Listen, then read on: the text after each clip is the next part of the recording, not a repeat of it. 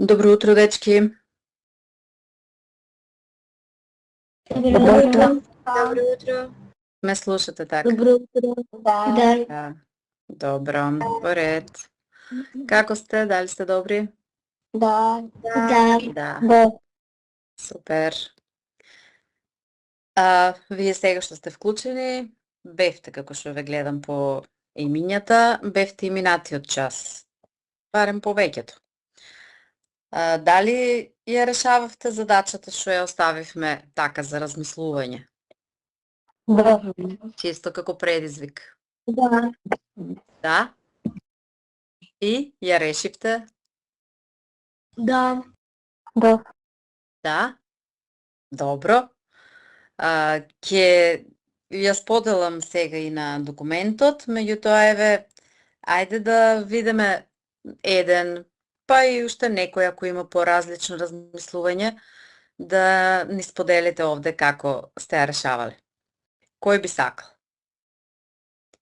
Еве Јована, прва крена рака. Јована, повели? Да го прочитам решението? Па може, да, само која е Јована си, бидејќи има повеќе, гледам Стојановска има, а ти си Јована? Илијовска. Илијовска. Да. Да. Добро, ајде, повели Јована, кажи, прочитај, објасни како ти е полесно. Ќе прочитам. Прво се бараат едноцифрени броеви А, Б, С и Д, такви што А плюс Б плюс С плюс Д е еднакво на 8 и А по Б по С по Д е еднакво на 8. Второ, според условите во задачата А, Б, С и Д мораат да бидат еден од броевите 1, 1, 2 и 4. Проверка 1 плюс 1 плюс 2 плюс 4 е еднакво на 8, 1 по 2 по 4 е еднакво на 8. Трето се бара кој е најголемиот, а кој најмалиот трицифрен број формиран од овие цифри. Четврто, за најголем број, лево ќе да се поголемите цифри, а десно помалите. Тој број ќе биде 421. Пето, за најмал број, лево ќе да се помалите цифри, а десно поголемите. Тој број ќе биде 112. Так, добро, јас те разбрав. Во рете, така е решението на задачата. Сега дали директно ја одредуваш можноста дека броевите, четирите едноцифрени броеви се 1, 1, 2 и 4, дали за производ постојат и други броеви?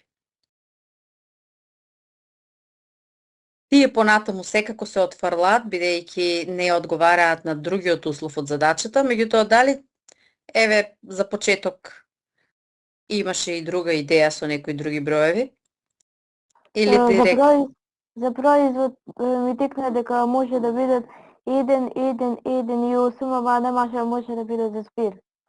Так, да. Бидејќи секогаш првично во задачите тргнуваме од еден од условите и потоа бараме начин дали тоа решение што сме го нашле за еден од условите, дали одговара и за другите услови во задачата.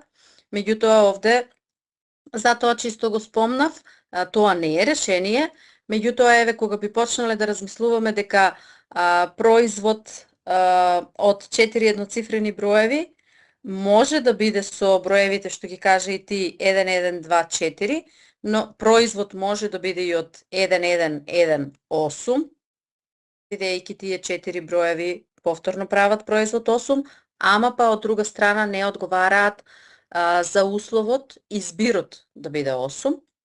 И затоа одиме само на тоа решение дека броевите би биле 1, 1, 2 и 4, затоа што таму се исполнети и двата услови во задачата и потоа ги бараме најмалиот трицифрен и најголемиот трицифрен број само од овие броеви, а потоа ги користиме како цифри. Во ред, Јована, ти благодарам. Дали уште некој има решение, меѓутоа поразлично, да не се повторуваме со истото?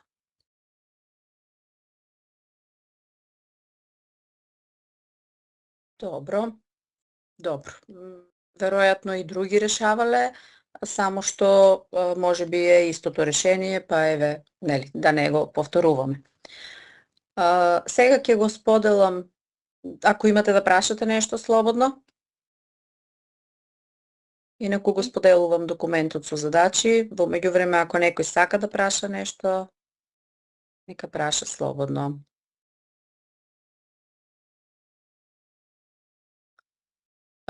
Го гледате документот, нели? Да. Да, добро. Да. Тоа ми е важно за потврда, за да бидеме ефикасни и да можеме да почнеме да работиме. Минатиот час завршивме со номерусот 49.2. Продолжуваме со 49.3. Оваа првата задача е таа што зборувавме еве пред малку и со Јована. Ќе ја испишеме за да и другите ја гледаат. Можеби некој само вака низ разговор можеби и не разбрал добро. Затоа ќе ја испишеме на брзина и потоа одиме со следната. Задачата 4109 ја имавте претходно. Најди 4 едноцифрени броеви чиј збир и производ е 8. Кој е најголемиот, а кој е најмалиот трицифрен број кој може да се формира од овие цифри? Еве, јас ја пратев Јована и видов дека таа зема непознати А, Б, С и Д да се тие 4 едноцифрени броеви, може и било кои други буквички, меѓутоа, еве, ќе ја испишам без да земаме непознати, па 4 едноцифрени броеви, чиј производ е 8, може да бидат, значи сега започнуваме со тоа што реков, прво од производот, кои би биле можностите, значи 4 едноцифрени броеви, чиј производ е 8,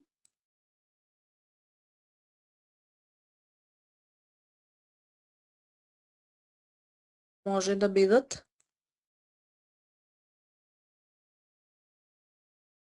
1, 1, 1 и 8,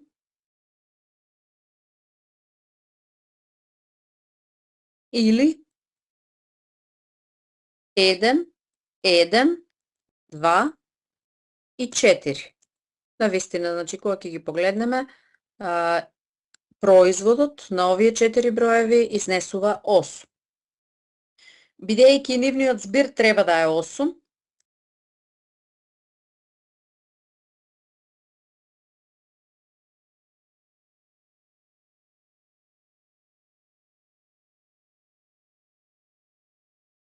единствена можност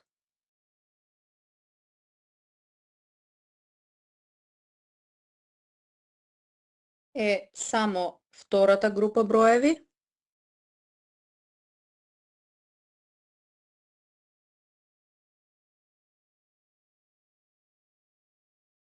односно 1, 1, 2 и 4, бидејќи првата група на броеви не дава избирот да биде 8. Според тоа,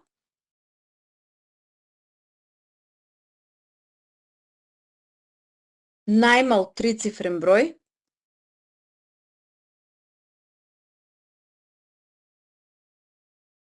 формиран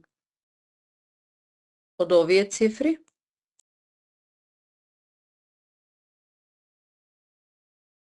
е 112, значи ги редиме по големина, тоа го напомена Јована, по големина кога бараме најмал од помалите кон поголемите, бидејќи се барат трицифрен, искористуваме само 3 цифри, затоа 112 или 112, а најголем трицифрен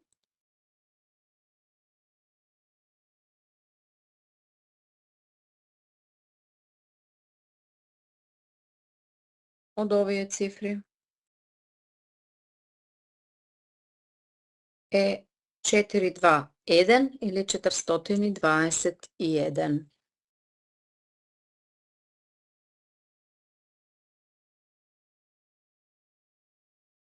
слободно, ако има прашања, прашајте, ако не, еве се гледа задачата, може да сликате.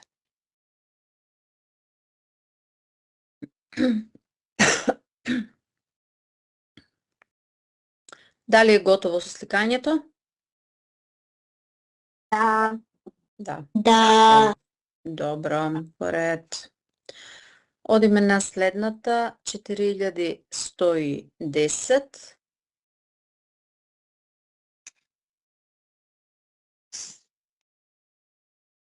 Јован однел на пазар, тука си видов сега печатна грешка, да.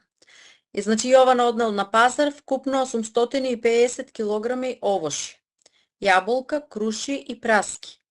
Јаболка и круши имало вкупно 460 килограми, а круши и праски имало вкупно 640 килограми. По колку килограми од секое овошје однел Јован на пазар?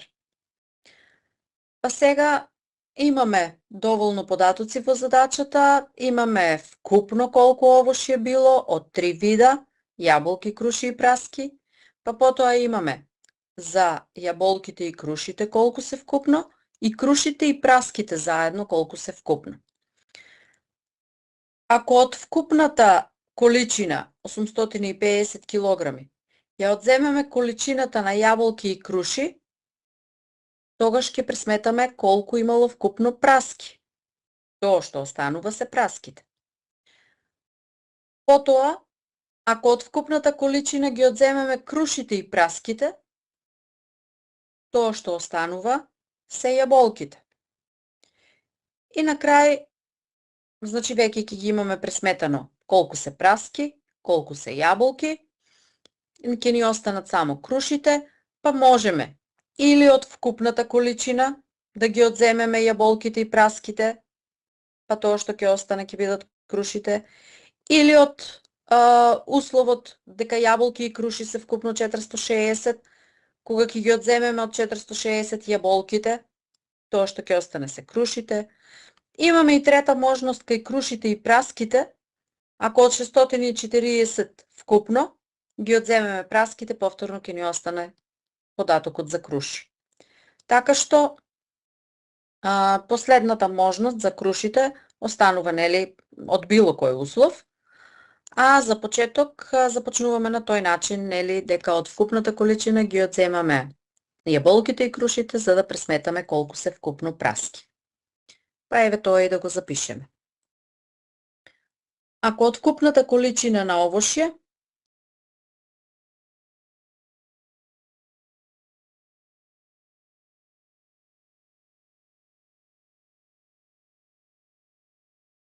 ја одземеме масата на јаболките и крушите,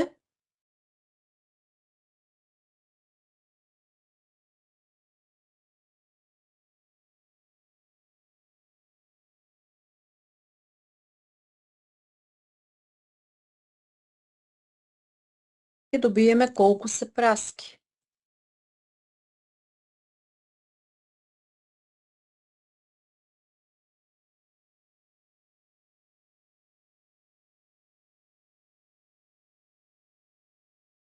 Значи, од вкупната количина 850 ја одземаме количината или масата на јаболките и крушите заедно, а тоа се 460 и добиваме дека е еднакво на 390 килограми праски. Потоа, еве, на сличен начин,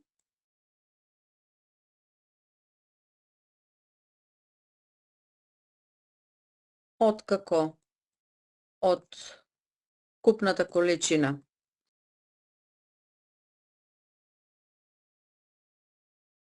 ќе ја одземеме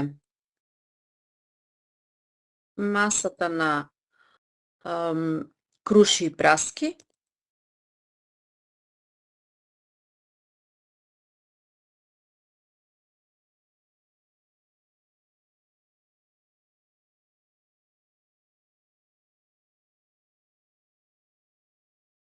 ќе добиеме колку се јаболки.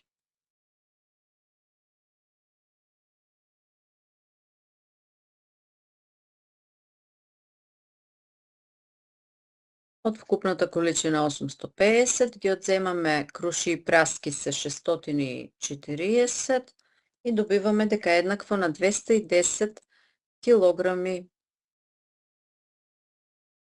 јаболки.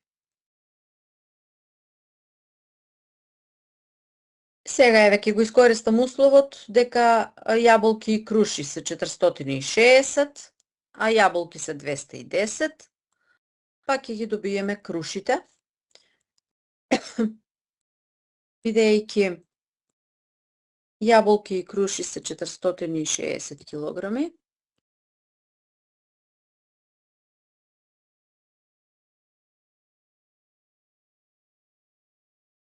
може да се користи ознаката за мерната единица килограм, кг,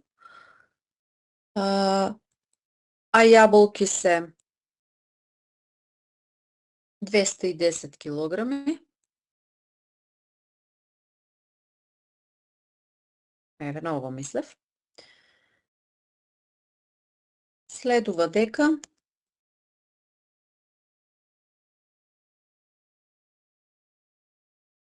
круши се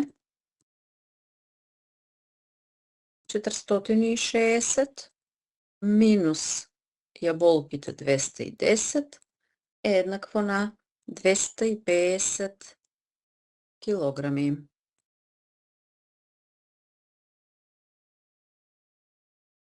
Со ова ја завршивме и оваа задача.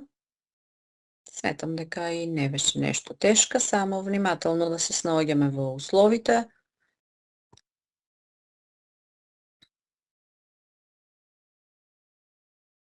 Еве се гледа целосно, сликајте.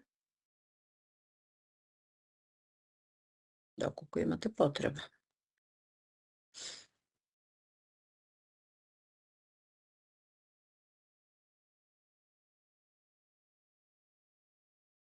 Дали е готова?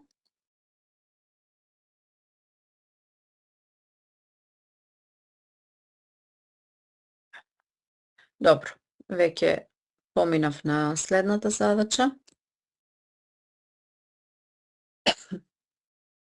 Петар поминувал во учење точно 2 часа. Прво учел математика и потрошил 1/3 од времето. Потоа продолжил да учи англиски јазик, минувајќи 1/4 од преостанатото време. До крајот на 2 часа учел природни науки. Колку минути Петар учел природни науки? Еве на почетокот, добро е вие кога ќе има потреба да претвараме, прво да кажеме што сме претварале. Имаме потреба да ги претвориме 2 часа, колку што вкупно учел Петар, да ги претвориме во минути, бидејќи тоа време ќе треба да го поделиме на неколку дела, да видиме колку е за математика, колку е за англиски, колку ќе му остане за природни науки и тоа сето ќе треба да биде во минути. Па затоа 2 часа запишуваме дека се еднакви на 120 минути. И сега, бидејќи математика учел 1/3 од вкупното време, како што ни е наведено, нели, во задачата, ќе треба да си пресметаме 1/3 од 120 минути и ќе добиеме колку време учел математика. Потоа за англиски поминал во учење 1/4 од преостанатото. Кога од 2 часа ќе одземеме времето за математика, ќе ни остане колку време преостанало, а од тоа преостанатото ќе треба да пресметаме 1/4, бидејќи толку време поминал учејќи англиски. 1/4 од преостанатото време. И кога ќе пресметаме, кога веќе ќе имаме пресметано и за математика и за англиски, од 120 минути, колку што вкупно време учел, ќе ги одземеме времето за математика и времето што сме го добиле за англиски, тоа што останало е за природни науки. Па еве, ова што го зборев и да го запишеме. Математика учел.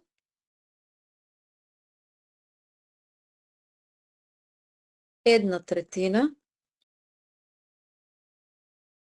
од вкупното време.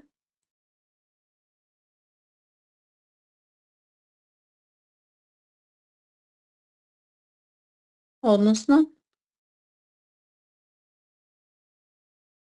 една третина од 120, ајде ќе го запишеме и со дропка, да не ви биде чудно зошто веднаш ќе се деле.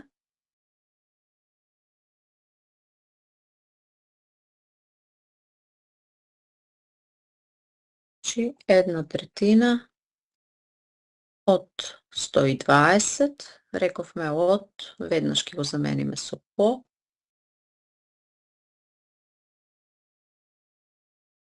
А ова значи 1 по 120. 120 делено со 3. Или еднакво на 40 минути. Еве го добиваме времето што го поминал учејќи математика. Преостанатото време е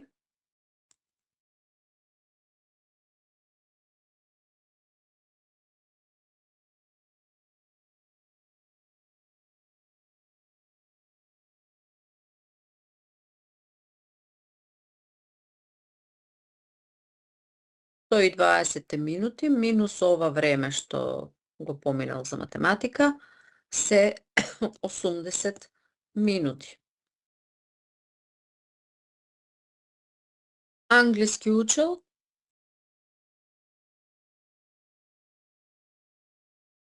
Една четвртина од преостанатото време.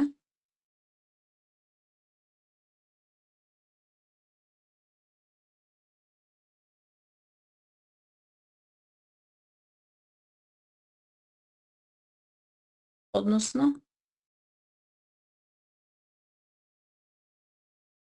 една четвртина од 120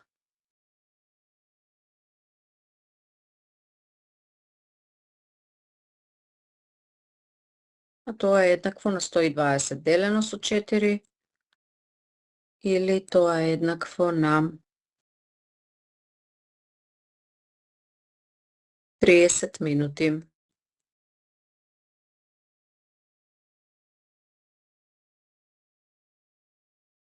Наставничка, Молам? ова е Аз- грешно бидејќи да. е преостанатото време. Да, сега видов и јас во моментот кога рече, да, од преостанатото време, точно. Погрешив тука. Една четвртина од 80 минути се преостанатото време, така е? 80 делено со 4 и тоа ќе ни биде 20 минути, така е. Добро, за вакви работи да обавезно напоменете за да не остане погрешно. И до крајот на 2 часа учел природни науки.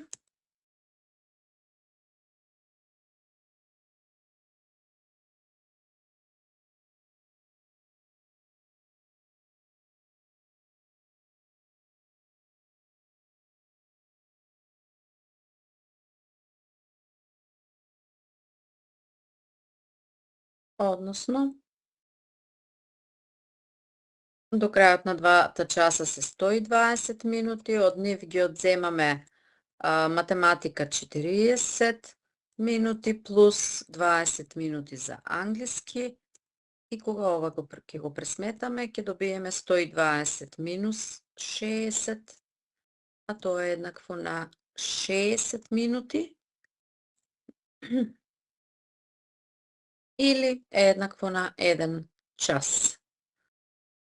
А уствари прашањето ни е колку минути Петар учил природни науки, така што нема ни потреба да претвараме во часови.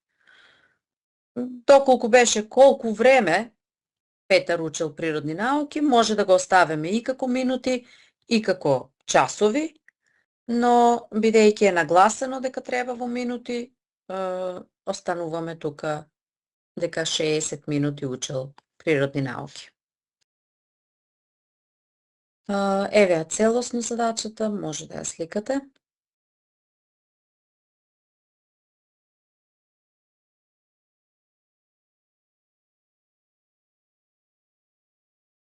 Дали е готово? Да. Добро.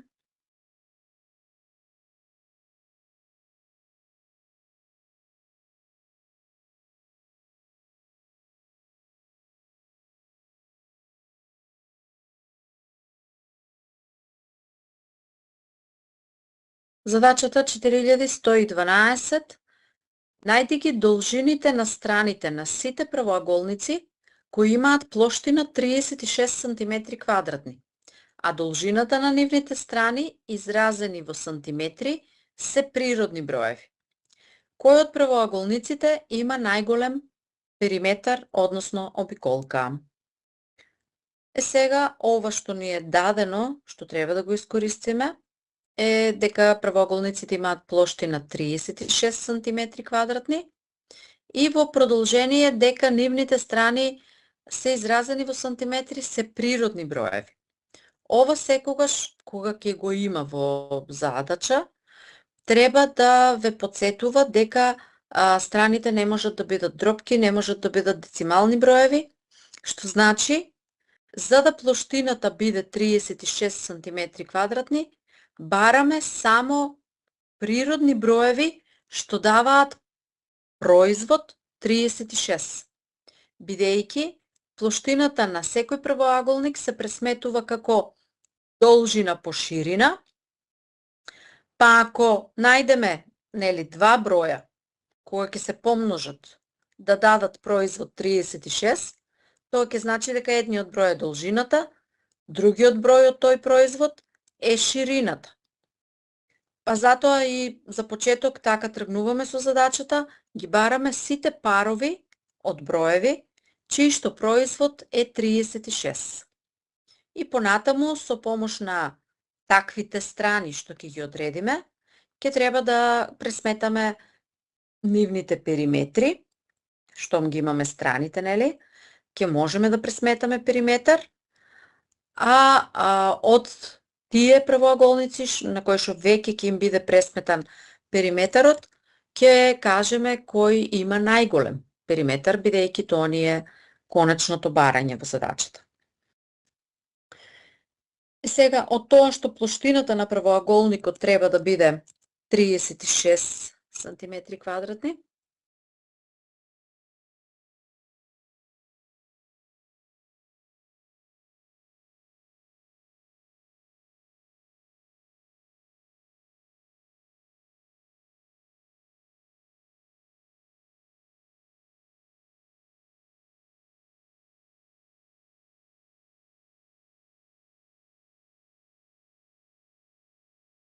а таа се добива како производ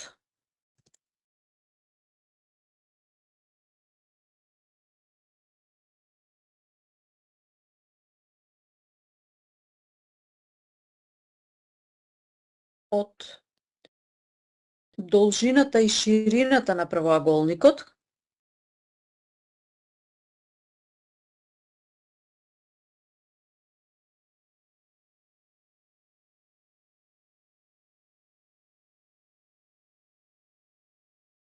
кои се природни броеви,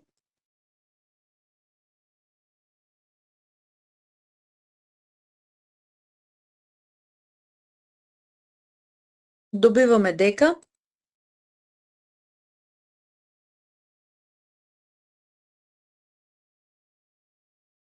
Тридесет и шест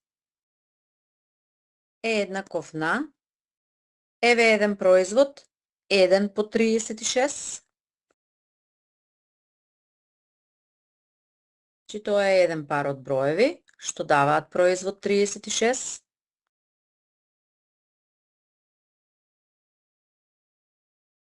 Еден по 36. Друг пар, што исто така е еднаков со 36, е 2 по 18. Друг пар, што дава производ 36, е 3 по 12, па може да биде и 4 по 9, исто така 36, и 6 по 6.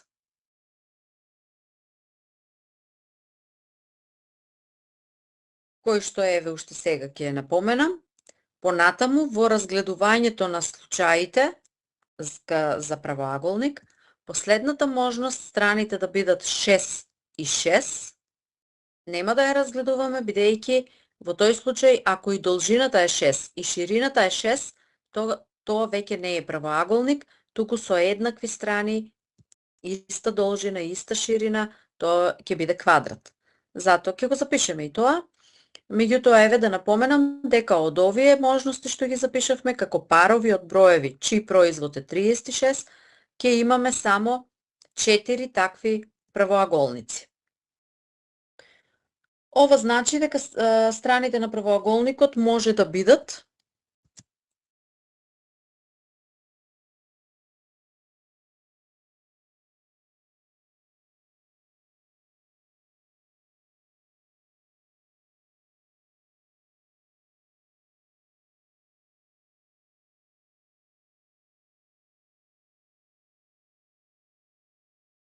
еден сантиметар и 36 сантиметри,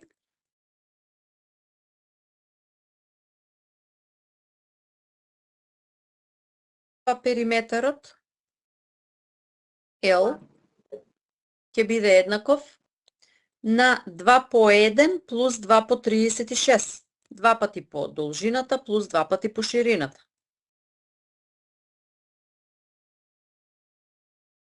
Или тоа е еднакво на 2 плюс 72 еднакво на 34. Да кажам само дека нели со секој пар од страни што веќе ги одредивме, веднаш пресметувам периметар, бидејќи на крај треба да пронајдеме кој од овие 4 правоаголници ќе има најголем периметар. Значи, штом за секој правоаголник ќе го одредиме периметарот, тогаш ќе можеме да кажеме и кој е најголем. Друга можност ни се страните да се 2 см и 18 см. Наставничка? Молам? Кај 1 сантиметар Да. 72 и 2, 74, така е. Тоа сакаше да кажеш, нели? Да.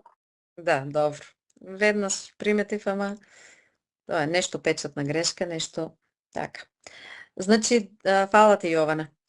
2 см и 18 см можат да бидат страните. Па со нив периметарот L ќе биде еднаков на 2 пати по едната страна, 2 пати по 2, плюс 2 пати по 18 и добиваме 2 по 2, 4, плюс 2 по 18, 36, или тоа ни е еднакво на 40. Сега и овде мораме, бидејќи страните се дадени во која мерна единица се, исто така и за периметарот треба да ставиме дека е во сантиметри. Така. 40 сантиметри добивме за овој вториот правоаголник, чија што плоштина е 36. Третиот пар од страни ни е 3 см и 12 см.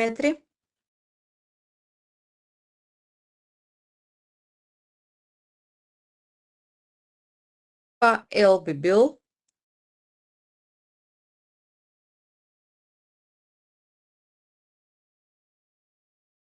ни биде еднакво на 2 по 3 плюс 2 по 12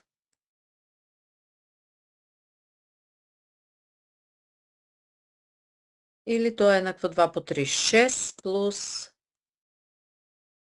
2 по 12 24, а тоа е еднакво на 30 сантиметри. И четвртиот пар, каде што страните треба да се 4 см и 9 см.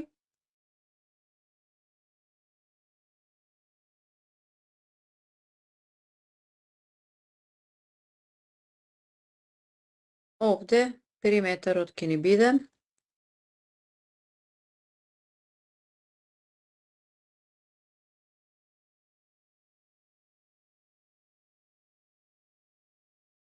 2 пати по едната страна, тоа е 2 по 4, плюс 2 пати по другата страна, а тоа е 2 по 9, или еднакво на 2 по 4 8, плюс 2 по 9 18, или ова е еднакво на 26 сантиметри.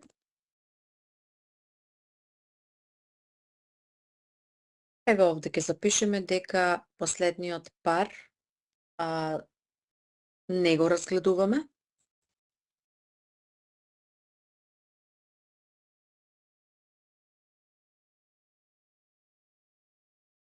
Со страни 6 сантиметри и 6 сантиметри. Не го разгледуваме.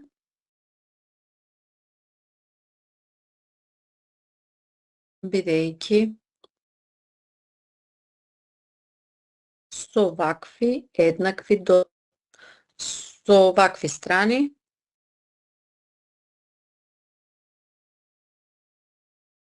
се добива квадрат.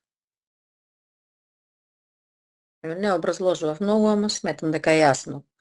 Со вакви страни се мисле еднакви и должина и ширина се добива квадрат, а не правоаголник.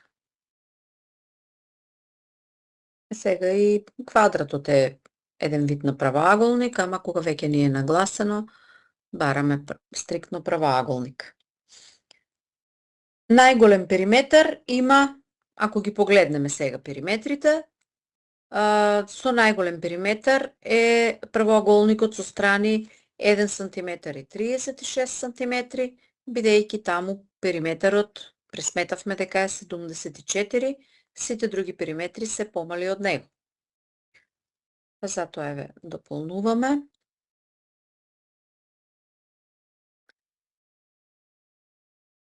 Најголем периметар има правоаголникот со страни 1 см и 36 см.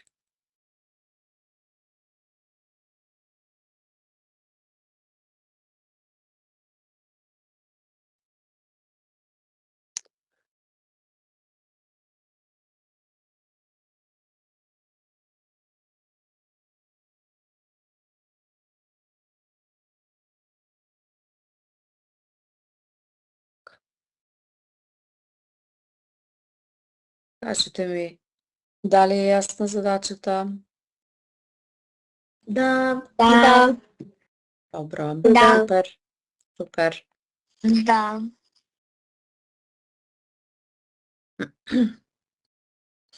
Еве сега само да видиме како се гледа, дали може целосно? Да.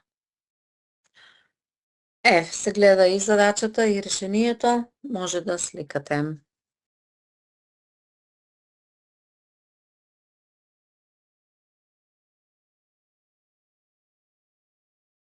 Дали е готово? Да. Да. Добро. Сега дали сакате тука да направиме пауза, бидејќи треба и да преминеме на групата задачи што се за четврто, пето, или да решиме уште една ако не сте изморени, па тогаш да направиме пауза. Уште едно. Уште едно. Добро, супер. Добро. Тоа значи дека не сте уморни. Добро. Еве, реков веќе дека ова се задачите што се и за четврто и за пето. Задачата 4113, нека А е најголем двоцифрен, се извинувам, нека А е најголем двоцифрен број чиј збир на цифри е 6 и Б е најмалиот двоцифрен број чиј збир на цифри е 6. Определи ги тие броеви и утврди дали е точно дека А плюс Б врз А минус Б е помало од 2. Сега, повторно, нели, тргнуваме од некој од условите, а тоа е дека збирот на цифри треба да е 6, станува збор за двоцифрени броеви, и А и Б се двоцифрени броеви, и збирот од нивните цифри треба да е 6, така што од сите тие двоцифрени броеви, чиј збир на цифри е 6, ќе го бараме најголемиот да биде А најмалиот таков да биде Б. Па откако ќе ги пронајдеме колку се А и Б, кога ќе замениме во ова неравенство е ова, значи што има знак помало или поголемо, тоа веќе не е равенка, туку е неравенка, затоа да не се изненадите кога ќе го запишам понатаму во текстот како неравенство. Значи, кога ќе ги замениме А и Б во даденото неравенство, ќе видиме, ќе се увериме дали е точно дека А плюс Б врз А минус Б е навистина помало од 2. Сега, ајде ова со прво да ги откриеме броевите А и Б, двоцифрените броеви А и Б. Значи, збирот на двете цифри во двоцифрен број да биде 6,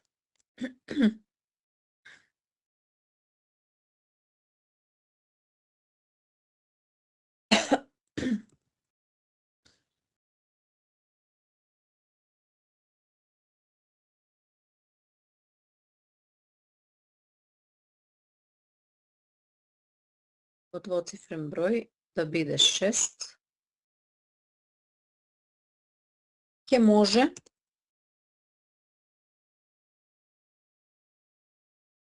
доколку цифрите се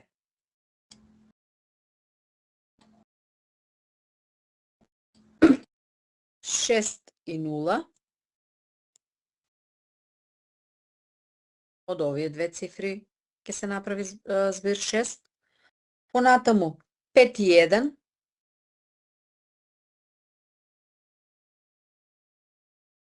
4 и 2, или 3 и 3. Ова се паровите од броеви што сега пак треба да ни направат збир 6.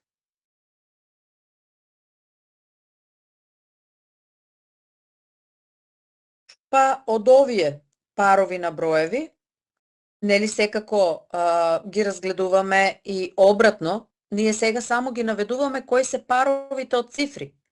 А инаку, со 6 и 0 исклучиво може да биде бројот 60, затоа што не може да биде 0,6. Од другиот пар на броеви, двоцифрени може да бидат 51 и 15. Од третиот пар, 4 и 2, може да ги составиме броевите 42 и 24. И од последниот единствен двоцифрен број е 33, бидејќи да си ги заменат местата, пак се добива истиот, 33. Па запишуваме дека тогаш најголем двоцифрен број ќе биде. Дали има потреба да ги запишеме кои се двоцифрените броеви? Бидејќи јас преминав директно на најголем и најмал? Не. Не. Јасно е, нели? Да, добро. Да. И јас сметав дека веќе тоа ви е јасно. Значи, тогаш најголем двоцифрен број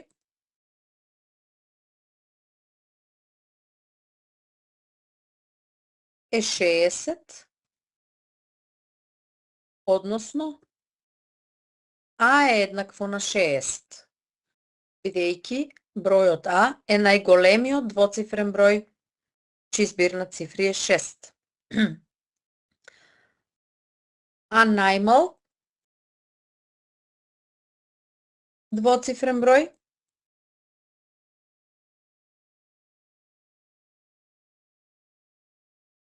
е, и сега бараме да започнува со најмала цифра, со 0 не може, молам? 15. Така е, да. Тоа ќе речев дека со нулата како најмала цифра не може да започнува, затоа со следната со единица е бројот 15. Тоа значи дека B е 15. Бидејќи бројот B е најмалиот двоцифрен број од овие цифри. И сега кога ги најдовме и А и Б колку се, значи добиваме дека ова неравенство, само да пробам дали ќе може вака да се снајдеме со копирање, помалку време се губе.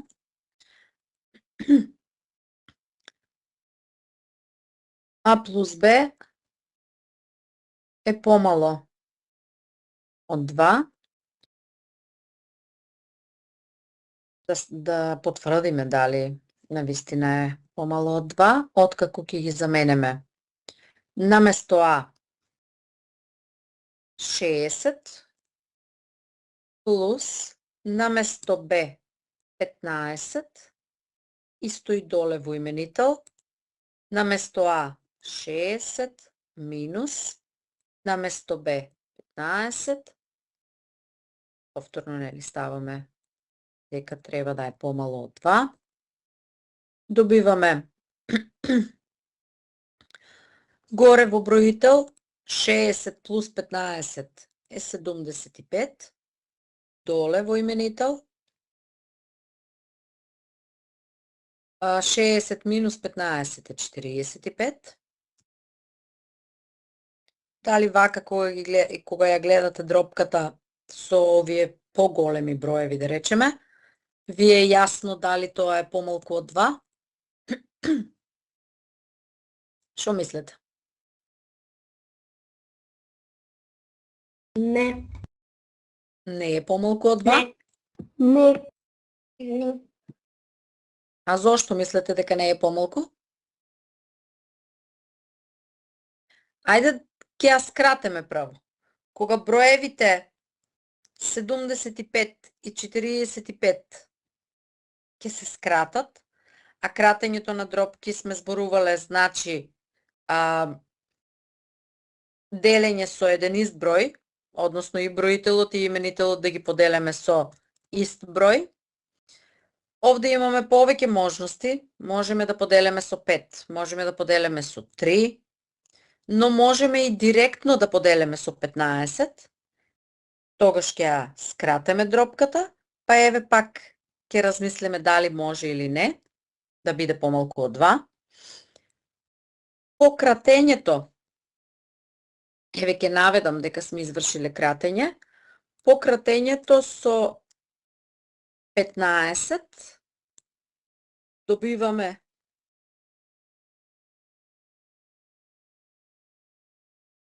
дропка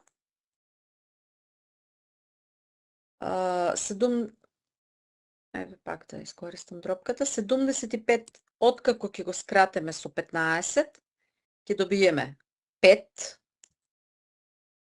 45 кога ќе го скратеме со 15 ќе добиеме 3.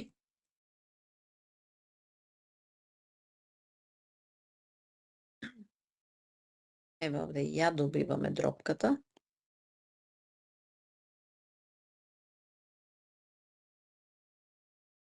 Сега дали може според нешто да утврдите дали ова е помало од 2 или не? Еднакво. Еднакво е на 2? Не. Не. 5 Што минус значи 3 е не? Дека не е еднакво на 2.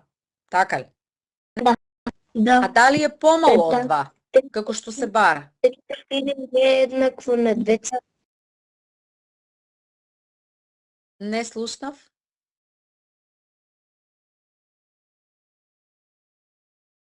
Петте третини не може да бидат еднакви на две цели, не може да биде поголемо од 2, што значи веќе предосеќаме, нели, дека ќе е помалку од 2, бидејќи Бројот 3 како именител се содржи само еднаш во бројот 5. А тоа колку пати се содржи, ни го дава бројот на цели во мешаниот број.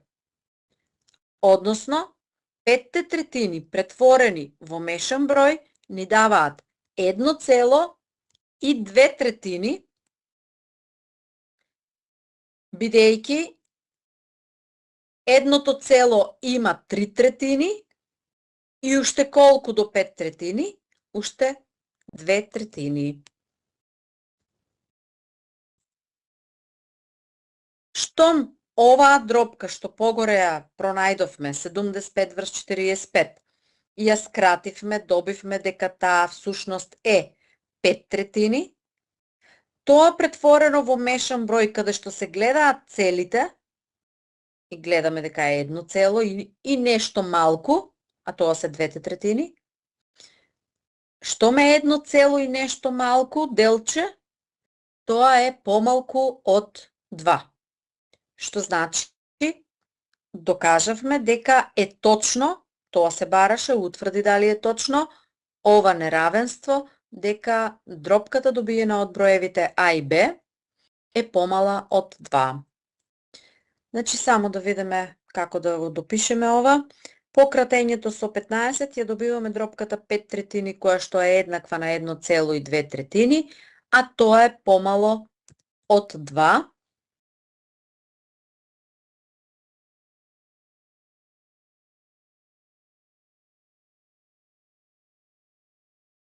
Што значи дека тврдењето во задачата е точно.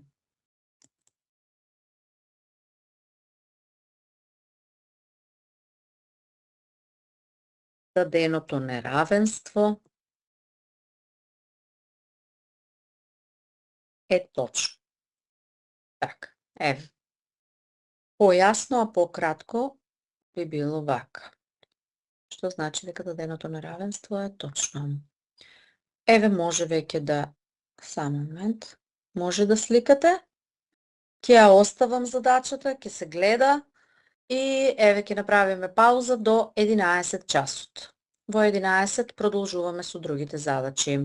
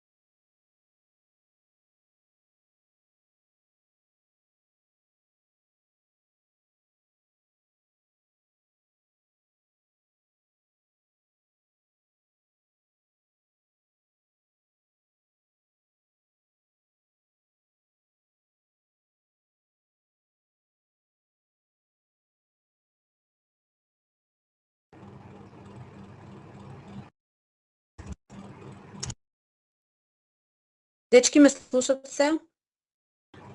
Да. Да. Да. Добро.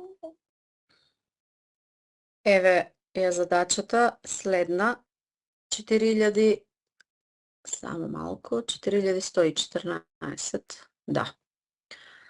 Значи, дедо Трајко го оградил својот кокошарник во форма на правоаголник и дадено е во заграда дека тоа е обоениот правоаголник со ограда долга 94 метри. Кога му се зголемил бројот на кокошки, решил да го прошири кокошарникот така што секоја страна ќе ја зголеми за половина од постоечката големина, како на цртежот. Колку метри ограда му треба на дедо Трајко за да го огради новиот кокошарник? И сега, прво малку, нели, само да го разјаснеме ова со цртежот. Обоениот правоаголник, синиот во овој случај, е кокошарникот што го имал дедо Трајко и што го оградил со ограда долга 94 метри. Потоа, со уште половина од секоја страна, го проширил, бидејќи го зголемил, бидејќи, нели, имал потреба од поголем кокошарник, и тоа е правоаголникот што е на цртежот, односно само со продолжени страни, плюс е додаден и овој белиот дел. И сега од нас се бара да пресметаме колку метри ограда ќе му треба на дедо Трајко за да го огради новиот кокошарник. Пред да продолжиме, нели, понатаму со решението, само да напоменам, можеби веќе ви текнува, дека тоа што го оградува кокошарникот е всушност периметерот на правоаголник. Па ако првиот кокошарник, синиот, или првиот правоаголник, е ограден со ограда долга 94 метри, тоа значи дека периметерот на овој правоаголник, помалиот, синиот, е 94 метри. И ќе треба да го искористиме тој податок, а потоа ние да пресметаме колку ќе биде всушност периметерот на другиот поголемиот правоаголник, имајќи во предвид дека секоја од страните на помалиот е продолжена за уште половина.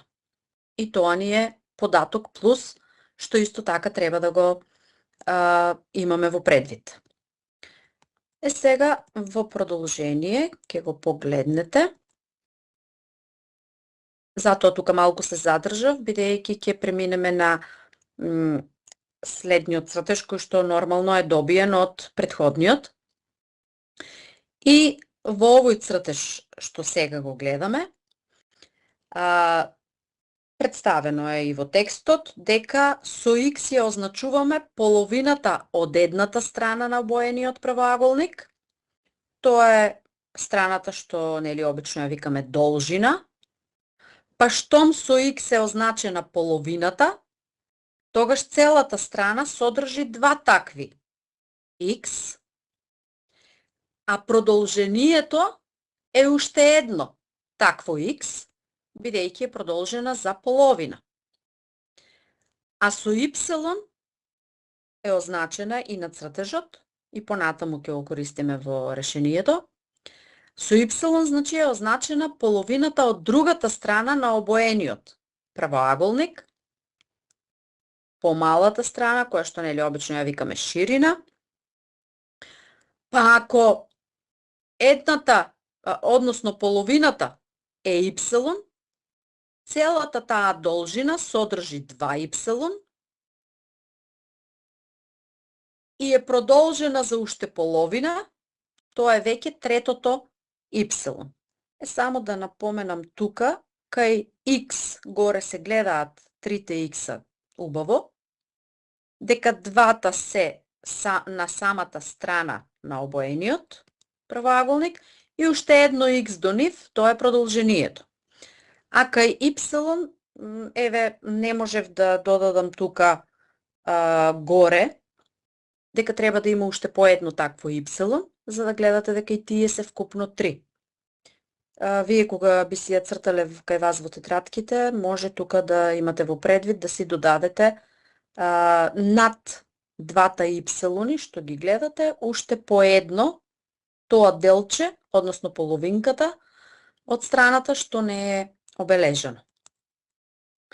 Сега ова, ако го имаме во предвид, ќе приметиме дека штом со x е означена половината од едната страна, а со y половината на другата страна, тогаш малиот правоаголник, обоениот, за да даде периметар 94, како што ни е дадено во задачата, во тие 94 сантиметри учествуваат 4 вакви x делчиња, значи 4x, 2 на едната должина и 2 на другата должина, значи вкупно 4x, и 4 y, 2 од едната ширина и уште 2 од другата ширина.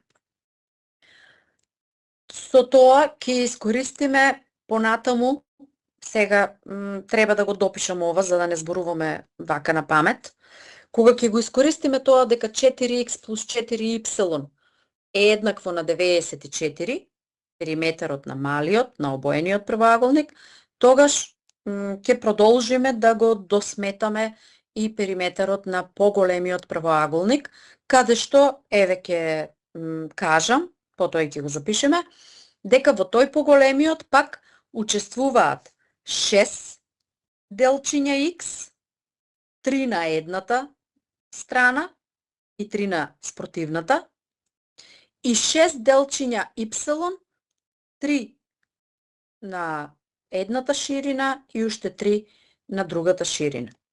Значи, ние всушност ќе треба да пресметаме, за да го добиеме периметарот на големиот правоаголник, ќе треба да пресметаме 6x плюс 6y, колку е. Ама сега нема да продолжам со зборување додека не добиеме претходното.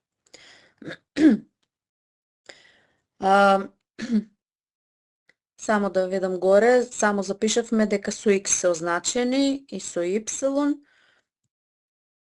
Според ова,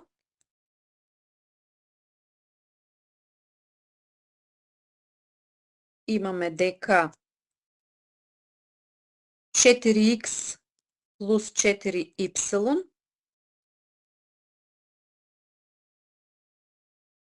е еднакво на 94 метри беше погоре во задачата, да. Метри.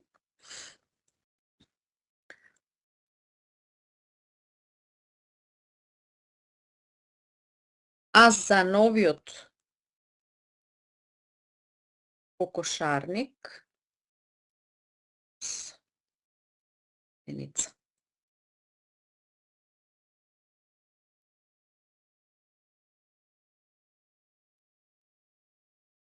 И му бидат потребни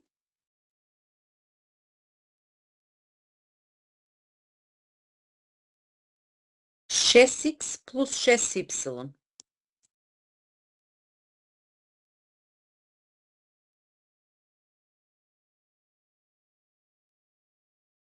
Значи, од претходниот правоаголник 4x плюс 4y е еднакво на 94 метри, а ќе одредуваме за новиот кокошарник колку ќе биде 6x плюс 6y.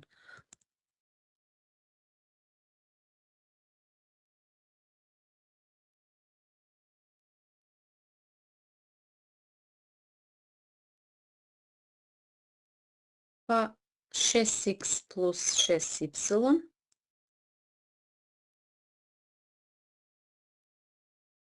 еднакво на 6x може да ги запишеме како 4x плюс 2y, ова е само разложување.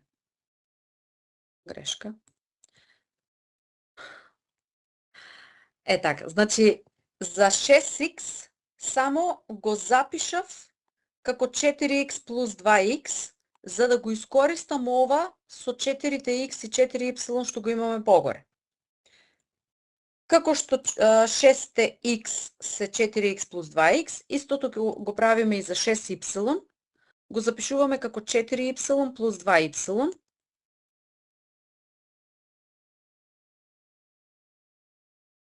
Тоа ни е еднакво на... Сега овде ги групирам. 4х и плюс 4y, веќе погоре имаме дека е еднакво на 94. Значи за овие 4х и плюс 4y запишувам, ајде ќе ги ставиме посебно во заграда за да знаете дека сме ги групирале. Значи 4х плюс 4y во една заграда, а плюс во друга заграда 2х плюс 2y. Така, јас ги обележав да бидат со различни боички за да се знае, ама еве вака со загради поделени, може би е по-очигледно. Значи, за 4х плюс 4y имаме дека е 94, за првата заграда заменуваме 94, плюс втората заграда 2х и плюс 2y се на половина од 4х и 4y, па затоа за 2х плюс 2y ќе заменеме половина од 94, а тоа е 47. Еднакво на 141 метар.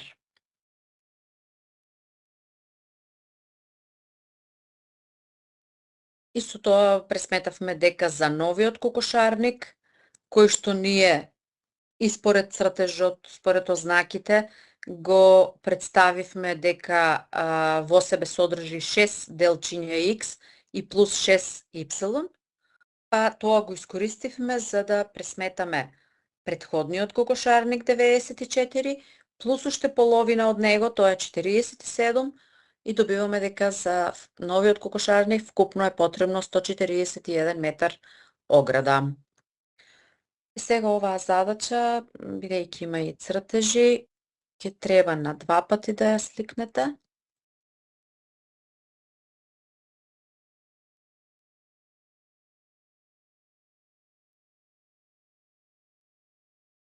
Еве, ова би бил првиот дел, каде што е поставена заедно со цртежот, а после ќе го погледнеме и следниот.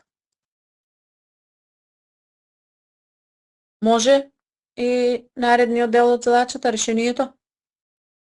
Да. Добро.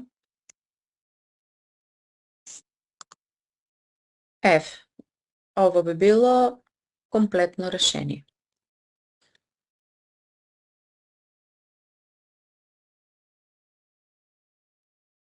Добро, ако е готово, може да продолжиме со следната? Да, готово. Добро, супер.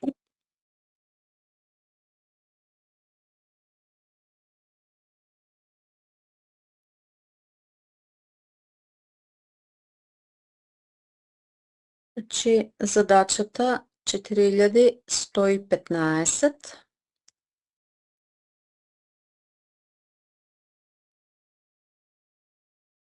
Во едно оделение има 25 ученици, од кои 17 се занимаваат со кошарка, а 15 со одбојка.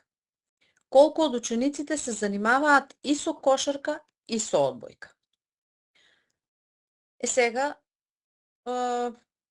сме решавале вакви задачи каде што има ученици, нели, во овој случај што се занимаваат со кошарка, некои што се занимаваат со одбојка, но има и дел од нив кои што се преклопуваат и во двете бројки, Значи, се занимаваат и со кошарка и со одбојка. И сега, ако ние од вкупниот број на ученици, 25, ги одземеме овие 17 што се занимаваат со кошарка, тие што остануваат се занимаваат со одбојка. Ако од 25 ги одземеме овие 15 што се занимаваат со одбојка, тие што остануваат се занимаваат со кошарка. И потоа, кога од вкупниот број 25 ги одземеме овие што се занимаваат со одбојка, тие што сме ги добиле. Тие што се занимаваат со одбојка и тие што се занимаваат со кошарка, ќе ни остана број на ученици што се занимаваат и со кошарка и со одбојка. А тие се како скриени во овие броеви 17 и 15. Бидејќи ние имаме 17 како бројка што се занимаваат со кошарка, ама не знаеме колку од нив се занимаваат само со кошарка. Бидејќи во нив, во 17 ученици, има некои што се занимаваат само со кошарка, но некои и што се занимаваат и со кошарка и со одбојка. Затоа еве, штом од вкупно 25 ученици, 17 се занимаваат со кошарка,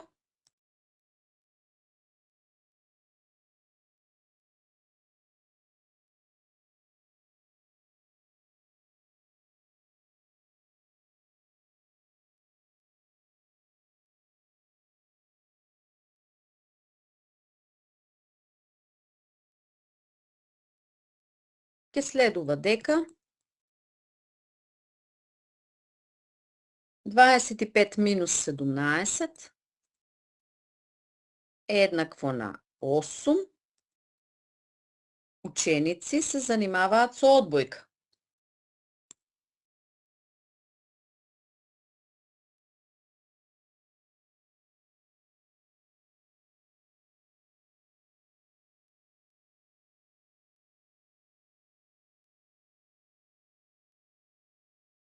На сличен начин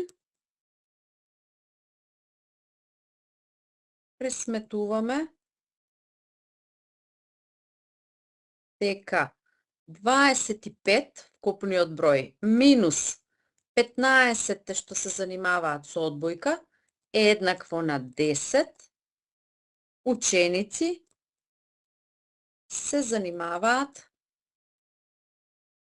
со ги одземавме 15 одбојка, значи овие 10 се занимаваат со кошарка.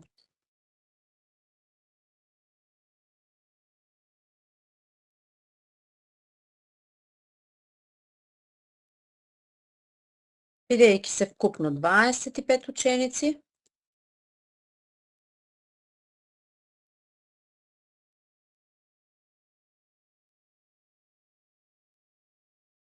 ќе пресметаме дека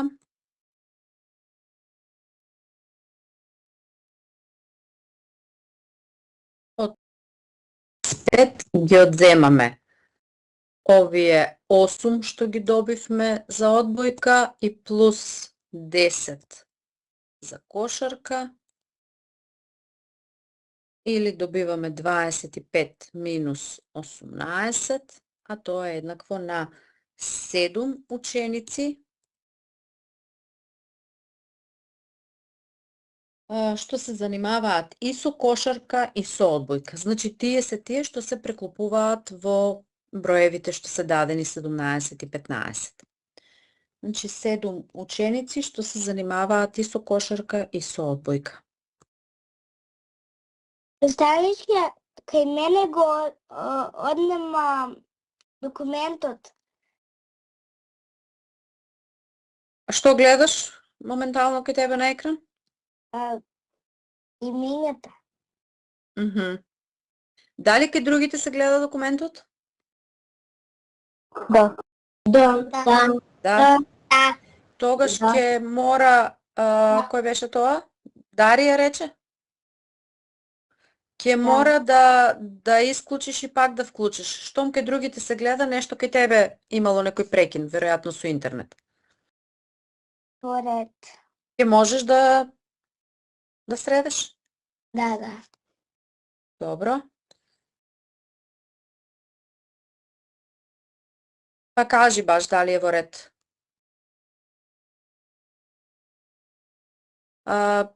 Еве ова би била и оваа задача. Може да ја сликате, тие што сликаат. И сега гледам дека следната ни е малку подолга за испишување. Па